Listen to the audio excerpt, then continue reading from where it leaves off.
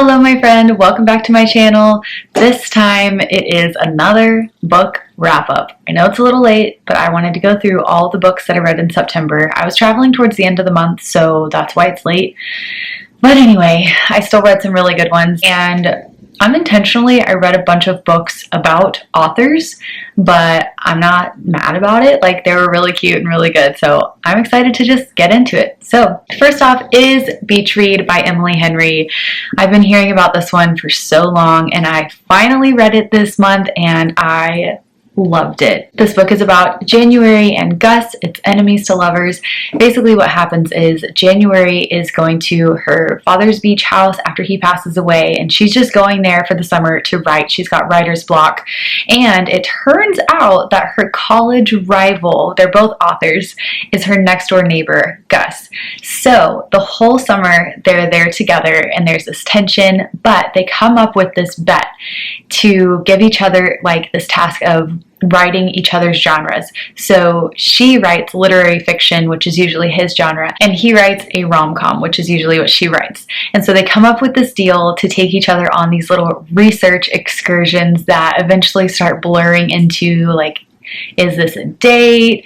It's super cute. By the end of it, they've both written these two books and to form this relationship, and it's super, super sweet. I really enjoyed this book and I would highly recommend it. Next up, I read Talk Bookish to Me by Kate Bromley. This was pretty cute, I will say. It was a cute little follow-up to Beach Read because, like I said, it's kind of along similar lines. This is about Kara, who is also a rom-com writer, and she is having writer's block as well, but she's going to her best friend's wedding, and it turns out her ex-boyfriend is one of the groomsmen. So they reconnect, and it's the weirdest thing because she runs into him at their little party before the wedding, and she comes home and all of a sudden she doesn't have writer's block anymore. So she just starts writing and writing and writing. She's trying to meet this deadline, and her agent's like, what happened? Like, what caused you to be able to write all of a sudden? And so she tells her, I don't know, I just ran into my ex, and then all of a sudden, like, it just started coming out. And so her agent's like, okay, well, spend as much time with him as possible, do whatever it takes. And so it's just this really interesting unfolding of eventual forced proximity and how she's like not sure where they stand, but it turns out really sweet, and I definitely liked this one. I would say I didn't like it as much as Beach Read, but it was a very close second. Super sweet, super cute. Next, I read The Soulmate Equation by Christina Lauren. Sorry, I have this is a library book, so it has this like plastic covering. Anyway, there's this glare, so sorry. Soulmate Equation, Christina Lauren. I love this writing duo. I actually read 2 of their books this month.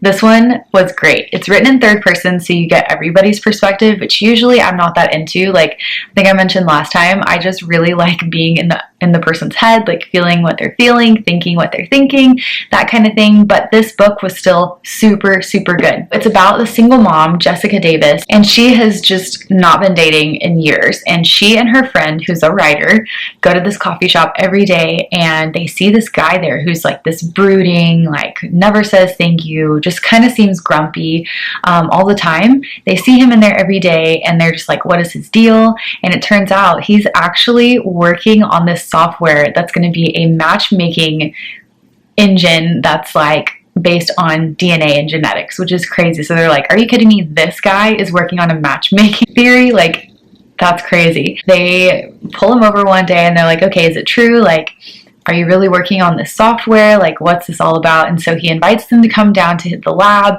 and give their samples for DNA, and Jessica is matched like at the highest level with River, who is the guy that they ran into the coffee shop. So it's like this crazy phenomenon for them because it's like River put his information in the system, never thinking that he would be matched with anybody, especially not at that level, because he, like on the app, you can set your notifications to where it will only ping you if you've been matched at a certain level, like based on how likely the relationship is to succeed.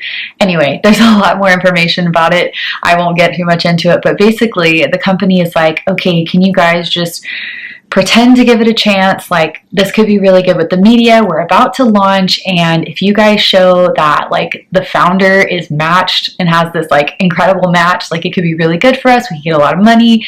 And so they start fake dating and eventually form this relationship, and there's some twists and turns along the way, but this book was really, really cute and sweet, and I would recommend it.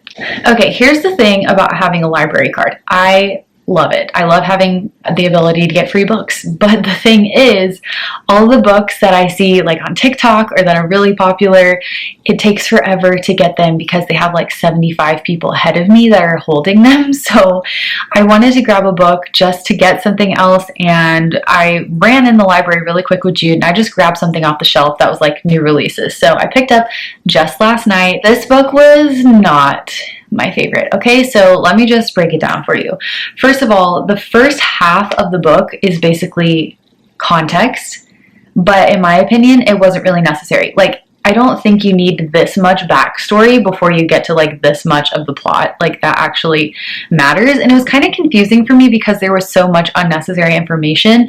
I was like, okay, how much of this do I actually need to know? Like, who is the story actually about? Like, there's so many characters and so many plots being developed that it was like, what are we talking about? It's a British fiction, so it's got like some funny British humor, which I liked, but overall, I did not love this book. I don't think it is worth the read, in my opinion. It was pretty cute by the end, but like I said, it takes like the first 2/3 of the book to get to the actual plot, so I would honestly say don't waste your time. Okay, this month's nonfiction that I read was Be the Bridge by Latasha Morrison. I've wanted to read this one for quite a while, especially after everything last year. I just want to educate myself constantly and just be learning about how I can love people better and be more aware and just, you know, grow in understanding and how I can relate to people. So this book is about God's heart for racial reconciliation. It's all about racism, systemic racism, what we can do to actually make a change. And a lot of this for me was really eye-opening because, to be honest, I just didn't know very much. So it was really good and convicting and humbling for me to read this book. And you guys know, one of my favorite things about nonfiction books is to have an application section at the end of each chapter. So there's discussion questions, there's prayers, there's all kinds of stuff in this book that made it really easy to apply what I was reading and not just like taking in a bunch of information and then just forgetting about it and moving on. Like, this is a topic that I really don't want to just move on from. So it was great to have those questions where I could actually sit and process what I read and figure out ways that I can actually make changes in my life moving forward. So I loved this book. I thought it was really insightful, really well written, and I just love Latasha Morrison. She's got a podcast as well that's all about the same thing. So if you're interested in this topic, I would highly recommend this book and her podcast and all her social media. She's amazing. Next up is a Colleen Hoover. I mean, come on. Would I let a month go by where I don't read a Colleen Hoover book? At this point, I don't know. Until I've read them all, it's probably going to be the case that I read one at least every month. But this one is Regretting You. Again, sorry for the glare. This one is Regretting You, and it is dual point of view, mother and daughter, which at first I was like, I don't know how I'm going to like this, but I liked it more than I thought I would. I thought it was really sweet, and it was cool to see. Basically what happens is they go through a tragedy together, and it's just crazy. Their whole world changes, and you kind of get to see both sides of how they're navigating through it and how they're healing and how they're like, just, you know, the pain that they're feeling and how it relates to each other and their own personal experiences that have to do with the trauma. And so I thought it was really good. As always, Colleen Hoover does not let you down. She goes right there, right into the real stuff, right into the raw stuff, but it is so sweet, and I loved how it ended. So this one was a good one. And last, this may be one of my favorite books of the year. I could not put this book down. Love in Other Words by Christina Lauren.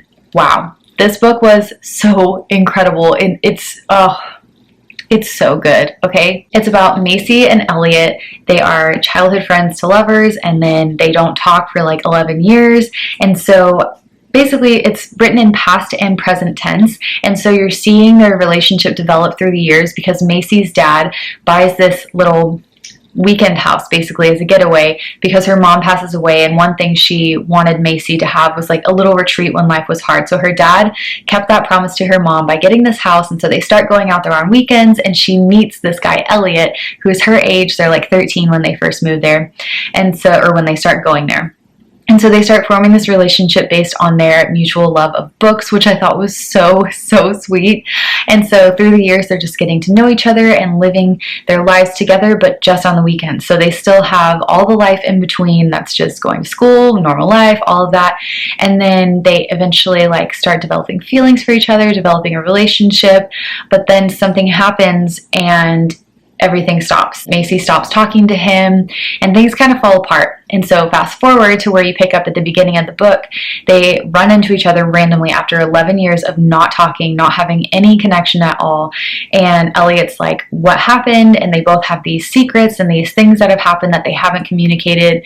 And so the whole book is kind of like watching them reconnect, but you're also hearing the story for the first time and how everything developed and what happened, why it fell apart. And the ending is so good. This book is so good. I love this book. 5 stars for sure. I love this book. I think it's definitely my favorite one that I read this month. And yeah, that's it. These are really great. I'm going to add all of these to my Amazon storefront, so if you are interested in any of them, you can go grab them there or get them at your local library. And as always, you can follow me on Goodreads to see what I'm reading. I try to update my ratings and reviews as I'm reading them as well, so you can kind of follow along. But if you have any suggestions for what I should read next, please let me know. Be sure to follow me on social media as well, because I do my little book wrap-up reels and on TikTok, all that stuff. So let's connect, let's be friends, and until next time, I will talk to you soon.